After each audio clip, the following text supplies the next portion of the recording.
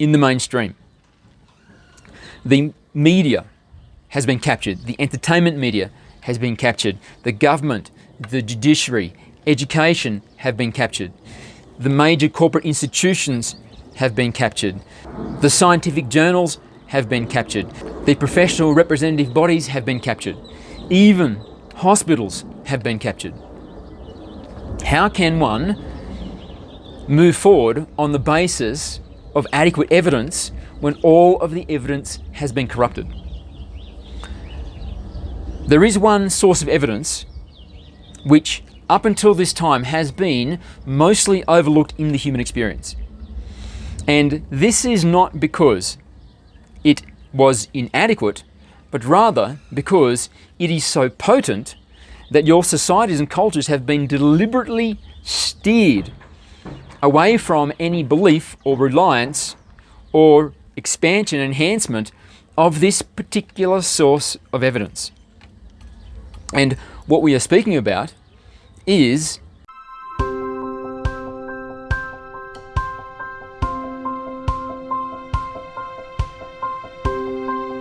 Hi, it's Muzz iEvolv from iEvolv.com. Thank you very much for being here again this week. Please take a moment now to like, subscribe, even share this video, and after you've watched it, I'd really appreciate it if you could leave me a comment. That'd be great. If you haven't read my book yet, now is the time. The link for that is below this video. Since YouTube shadow banned me, I've had very few new book readers and clients of all types. So at the moment, I'm kind of really relying on getting some assistance from the community. And so that's why I set up the membership site where you can subscribe to a monthly basis, and in return, you get transcripts and audios and video copies of all the channels that I do. So the link for that is below this video. If you'd like to do a private channeling with me, again, below this video, you'll see there is another link which goes to an inquiry form, which begins a discussion, doesn't commit you to anything. And on to today's topic. It is the unintentional death of humanity's naivety. Greetings and thank you for the statement. The unintentional death of humanity's naivety. Or it could also be called the forced truncation of humanity's infancy. The reason that we have decided to discuss this topic today is because humanity is in the state that it is in now because of its naivety.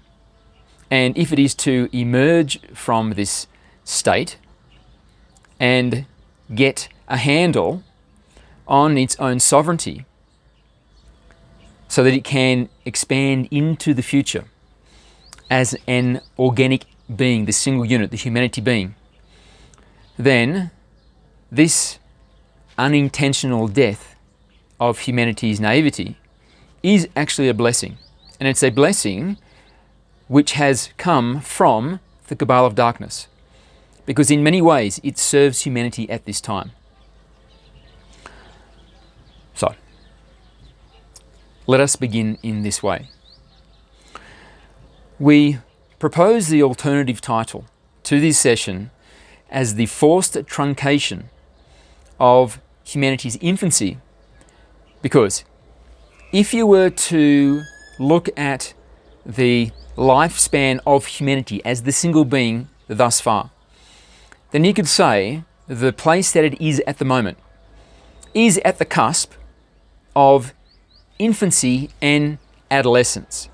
And of course, this is from the perspective that humanity is going to exist for a very, very long time and transition across many densities on its way back to coalescing fully into the one, having completed its purpose for existence.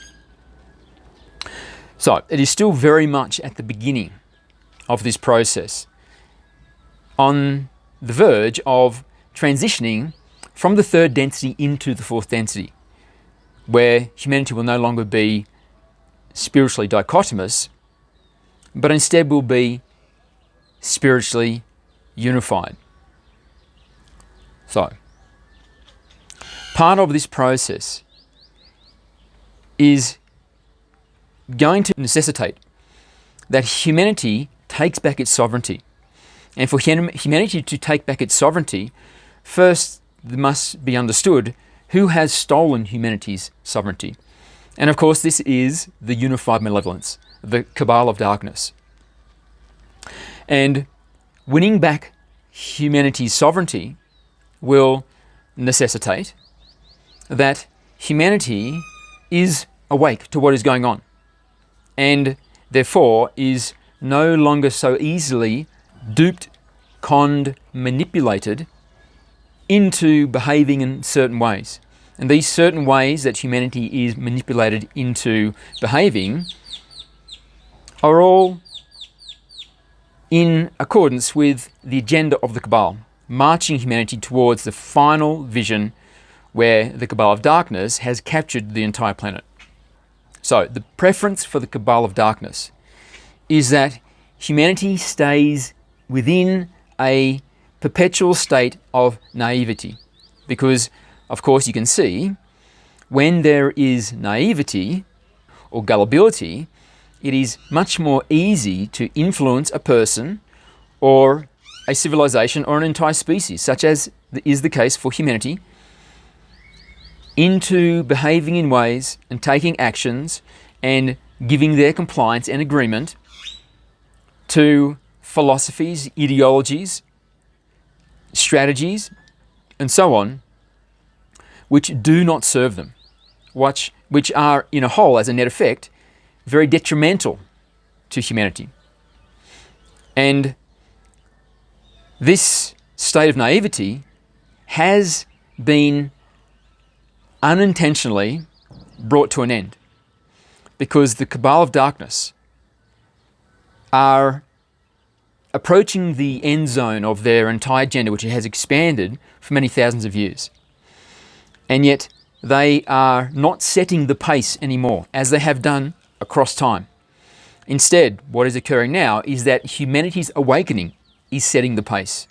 So the cabal of darkness now is scrambling to keep up with humanity's awakening, so that it can be just ahead, continues to lay traps for humanity to step into. These traps depend upon humanity's naivety. So when a new trap is presented through a Hegelian dialectic, through a honeypot, and so on, that humanity doesn't realize it is a trap and steps directly into it.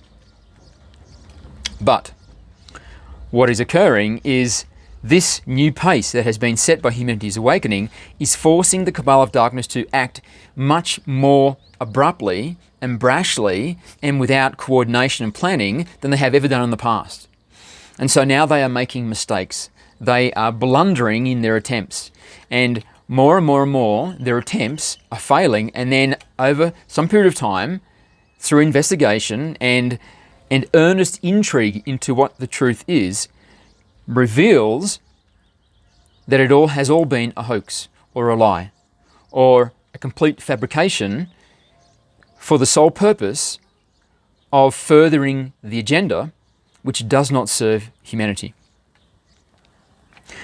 As this continuous flow of revelations come into the purview of humanity, humanity is losing its naivety, is beginning to wise up. And this is why we say it is the unintentional death of humanity's naivety.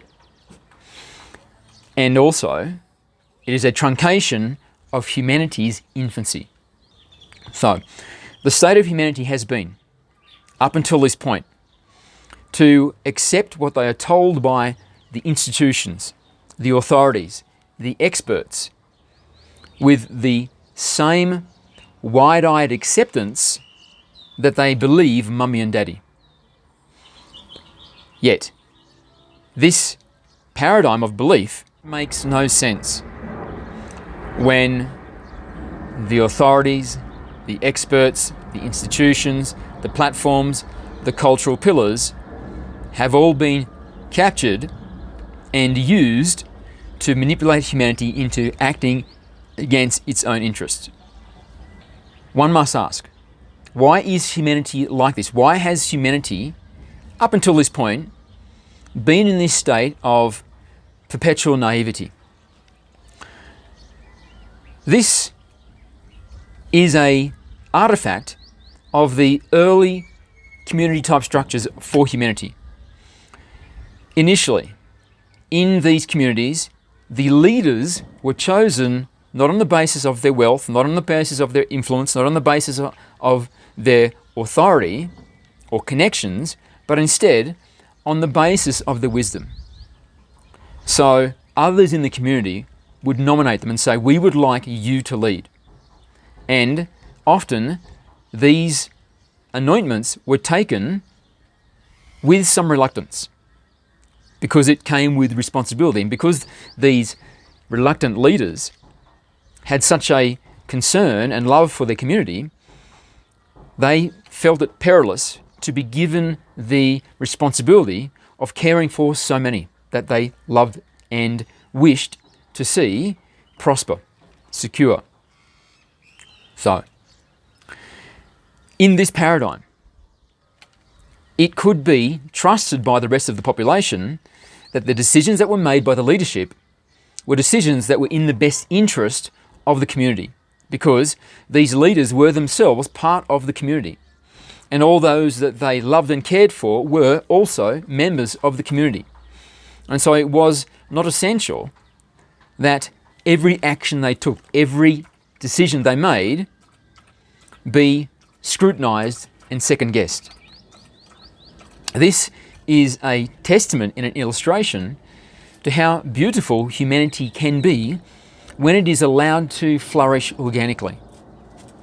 However, this tendency has been hijacked. And so the leaders of your communities, of your societies and nations, are not chosen on the basis of their wisdom, but instead are chosen on the basis of their connections, of who they really are aligned with, on their wealth and influence, and so on.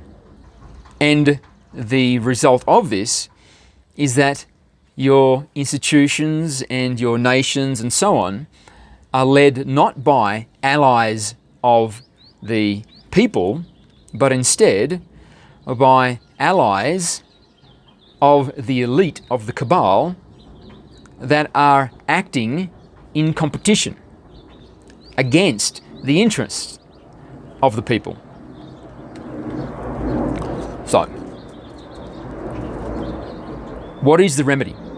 What must humanity do to make use of this opportunity of the unintentional death of humanity's naivety? The most important awakening of the three awakenings which we discussed in the book we co-authored with the channel, the three awakenings that save humanity, which is pertinent to this transition from naivety into wisdom, is humanity's reality awakening, is the accepting and acknowledging that there is a unified malevolence pitting itself against humanity, and it has usurped and infiltrated and captured all of the institutions and leaders and cultural pillars and platforms which have the most authority and influence over the way humans live, and also over the hearts and minds of each of you individually. When one is in this state of lucidity, then they live in a perpetual state of skepticism, where nothing is believed unless it has been proven to be true.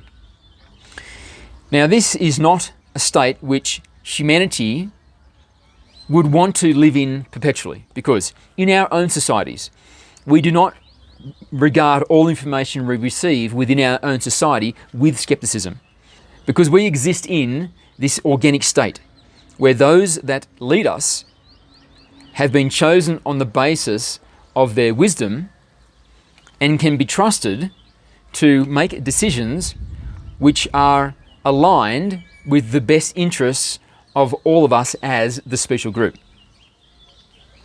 But for the current time, that humanity is in, skepticism is an essential characteristic. You must be skeptical of what you're receiving from the mainstream narrative. And particularly, if the information you are being bombarded with through the false narrative is the justification for changing the way you and all other humans on your entire planet live their lives, then this must not be accepted unless there has been sufficient skepticism and investigation and testing of the scientific validity of these ideas. So humanity has emerged from the 3-year pandemic. And if one thing can be certain of, as more information comes out, is that what the experts said, what the authorities determined was the truth, what the media repeated and the politicians supported was, in the most part, absolutely false.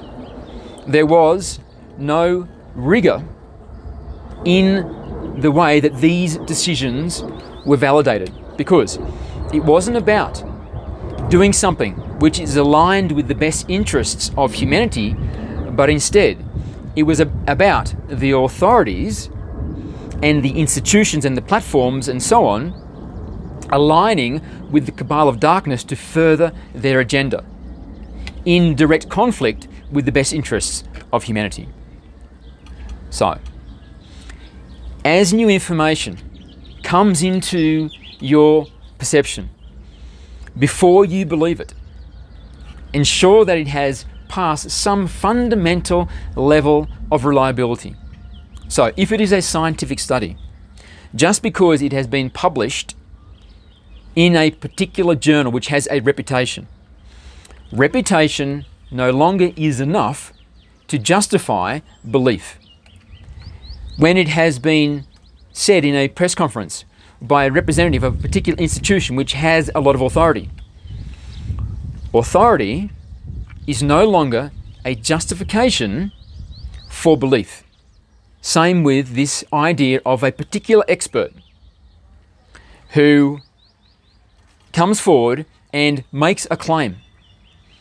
The fact that this person has been recognized by the mainstream as an expert is not justification for your belief.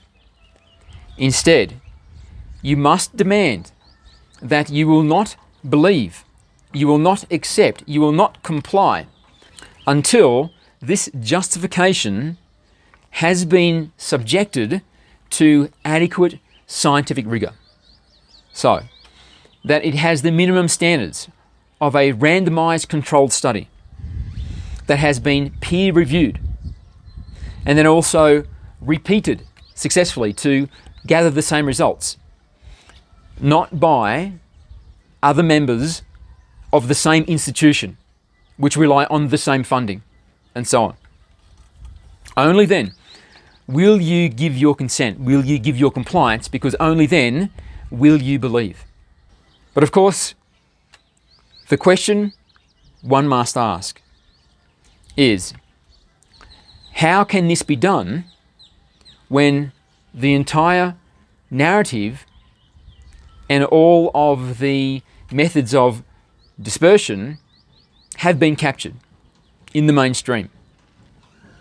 The media has been captured, the entertainment media has been captured, the government, the judiciary, education have been captured, the major corporate institutions have been captured, the scientific journals have been captured, the professional representative bodies have been captured, even hospitals have been captured. How can one move forward on the basis of adequate evidence when all of the evidence has been corrupted? There is one source of evidence which up until this time has been mostly overlooked in the human experience. And this is not because it was inadequate, but rather because it is so potent that your societies and cultures have been deliberately steered away from any belief or reliance or expansion, enhancement of this particular source of evidence. And what we are speaking about is your intuitive sense. This is your direct path to the truth. When you use your intuitive sense, you are drawing upon your own infinity. And within your own infinity, you meld into the single being, the One. And the One is truth. When you are using your intuitive sense effectively, you have a capacity to determine what is the truth and what isn't the truth. And when you become very skilled at this particular functionality, then you cannot be deceived any longer. And so even to the point where those that are most adept at using their intuition no longer even need to see the evidence. They can, on face value, make a reliable judgment on whether what they are being told is the truth or not. This is the state of the wise master that relies not on the realm of intellect, but relies on the infinite realm of wisdom, which has a much greater capacity and an infinity more in capacity of determining what is the truth and what isn't the truth. Because the intellect is an unreliable arbiter of what is the truth and what isn't. And this is very easy to demonstrate, because look where humanity is at this time. It has arrived here because it has continued to believe lies, because all information it has received has been judged entirely through the intellect. It is only those that had a very strong intuitive sense, not necessarily because they developed it, but rather because it's something they brought with them from past life experiences. And they were able to sense something isn't right. It doesn't feel real to me. And through this inspiration, they investigated and discovered that what they were being told, as well as the rest of humanity, were lies, are fabrications. And these were the early pioneers of what is now known as the truth movement. And it is interesting that it is known as the truth movement, because it implies it is something which is fringe, or something which is extreme, or something which is in the realm of conspiracy theorists. But of course, when your species is allowed to exist completely organically, there will not need to be a truth movement, because there will be nothing but truth. It will be as ubiquitous as water is to a fish.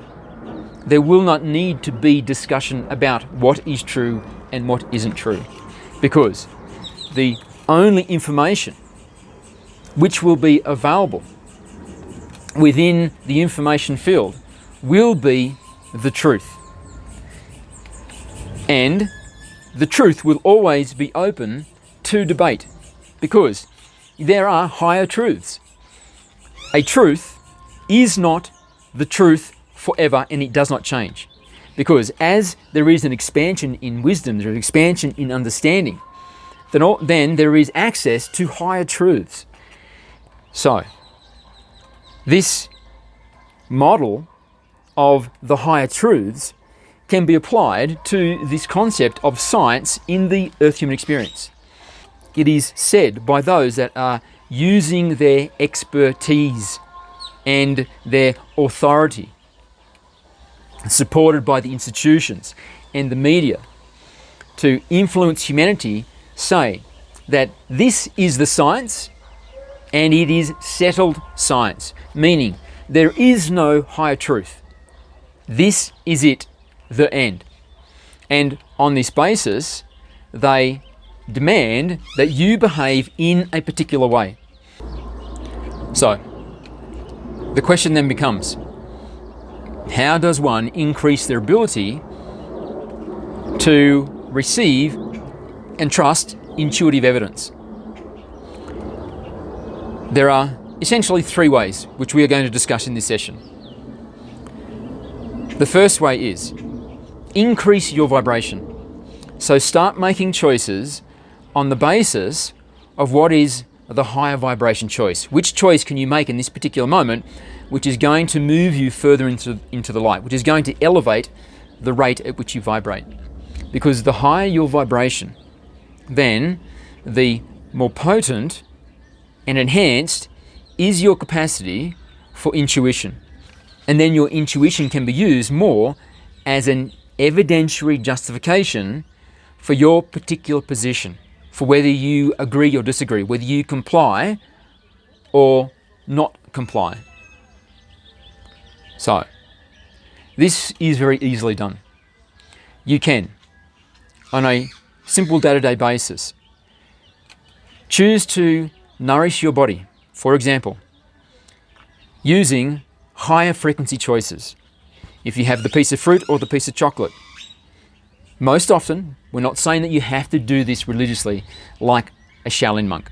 What we are saying instead is that you, in a general whole, start making higher vibration choices. Eat the piece of fruit, rather than treat others with anger or frustration.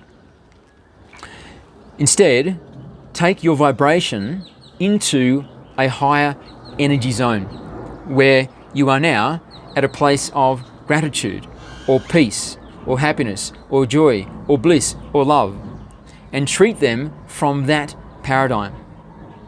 Also, the way that you judge yourself, if you make a mistake, if you do something which you regret, rather than admonishing yourself with negative emotions, choose to forgive yourself and use that experience as an opportunity to expand who you are, to live with a greater degree of wisdom in each moment, thereby increasing your vibration. The second way that you can increase your capacity for intuitive knowing is to be more spontaneous, to live in the moment. So, you are channeling yourself at all times. You are the avatar you see in the mirror, but the true designation of who you are is the infinite energetic which exists outside of the body, and you are instead just animating this body temporarily in this incarnation. So it could be said that this vast infinity which you are, the eternal being, the infinite, immortal, invulnerable, is real-time downloading into the body, into the avatar. When you're being authentically yourself as the higher self, then this download stream is emanated into the space as your presence instantaneously. There is no diversion of the flow into the mind where it is curated to take pieces out, to put bits in, to change the way that you are inspired to be, because you are untrusting of the download flow. Because when you do that, instead of being instantaneous, you broadcast a delayed synthetic signal. And this is increasing the gap between your presence and the inspiration. And the wider this gap becomes because of the additional curation you require before you are willing to exude into the moment as your presence, then the decrease in your authenticity is synonymous with saying there is a decrease in your capacity for intuition.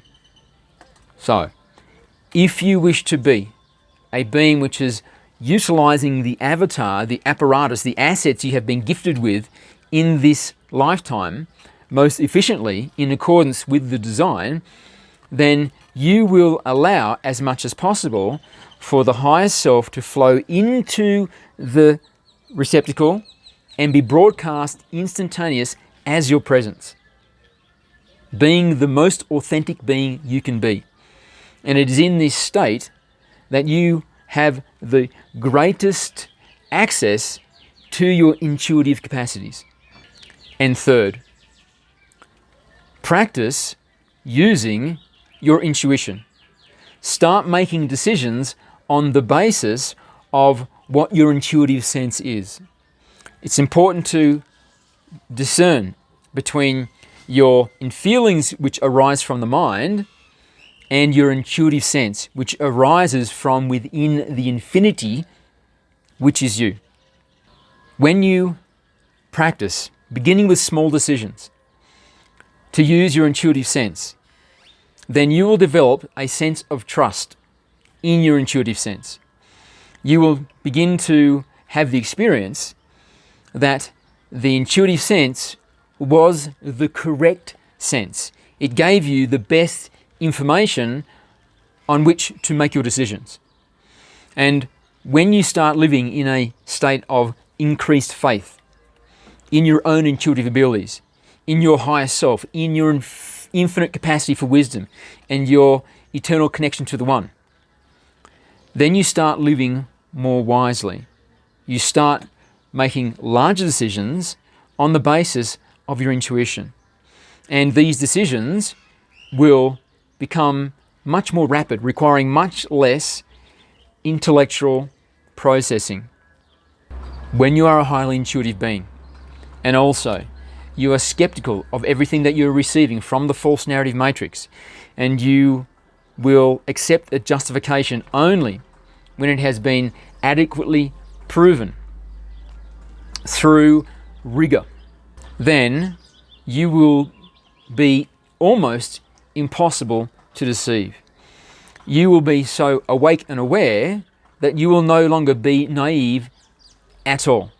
And in this state of wakefulness, utilizing the empirical evidence and the intuitive evidence as a whole, as this is more and more becomes the tendency for each of you, you will no longer be duped into acting against your own interests, to believing there is some type of global problem which requires a global solution, which necessitates the formation of a global authority.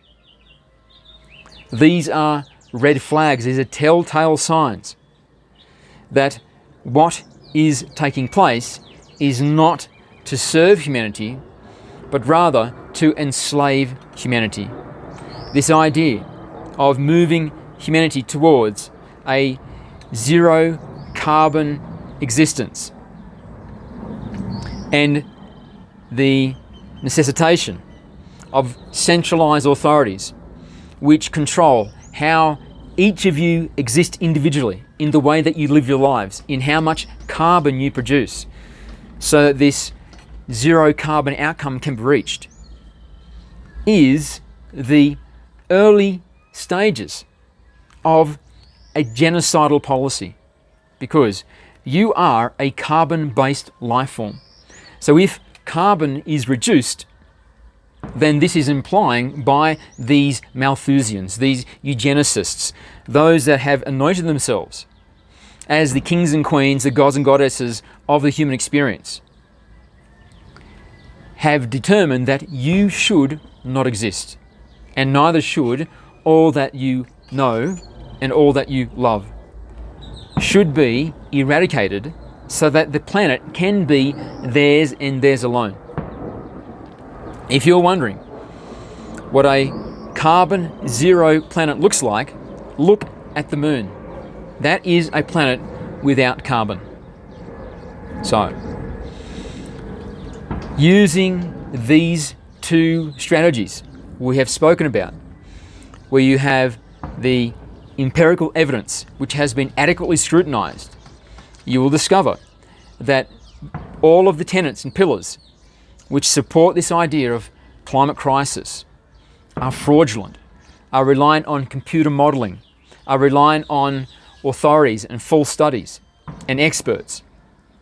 But when the information is adequately scrutinized and tested and subjected to peer review and so on, it is exposed as being fraudulent, is exposed as being a justification for the formation of global authorities which intend to enslave and then eradicate the bulk of humanity.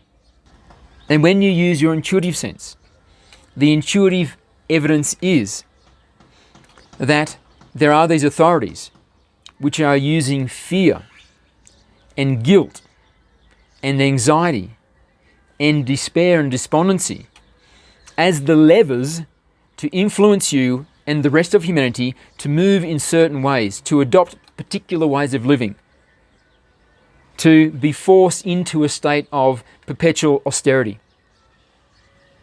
Using your intuitive sense, you are aware that any forces that uses these levers of dark emotionality to influence you into something which decreases the amount of joy and prosperity in your life, then this is a force which is not operating in the best interests of humanity.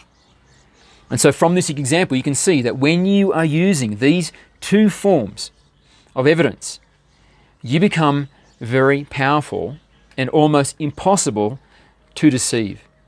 It truly will have been the unintentional death of humanity's naivety.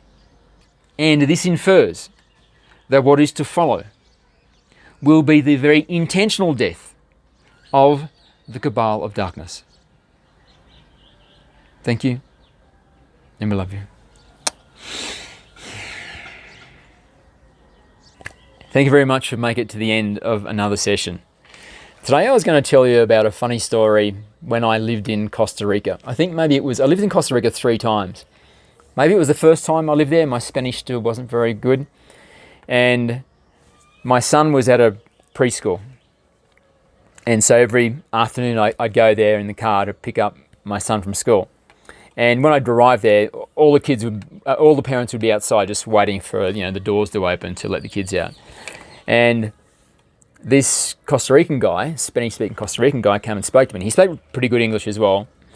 And he said to me, "Oh, yeah, how you doing?" I said, "Oh, hi, my name's Muzz." And he said, "Oh, hi, my name's El Pirate." And I, "Hey, how you doing, El Pirate?" And then over a period of weeks, pretty much every afternoon, I would see this guy and I'd say, "Hey, El Pirate." And he'd go, Hey, Muzz." And then I started doing Spanish lessons. And during my Spanish lessons, I went, "Hang on a sec, El Pirate, the pirate." So this guy had introduced himself to me as the pirate. And then every afternoon when I would see him, I'd go, "Hey, the pirate!" Call his name out. And of course, it kind of like it was a joke on the foreigner. It was a joke on the guy that didn't speak Spanish. It was all with good intent. It was just a bit of fun. And, we had a laugh once I realized what was going on. But for a number of weeks, I was calling this guy the pirate every time I saw him. It was pretty funny now. Those cheeky Costa Ricans. Yeah. Anyway, I thought that was a funny story. Thanks very much. And I will see you again soon. Bye.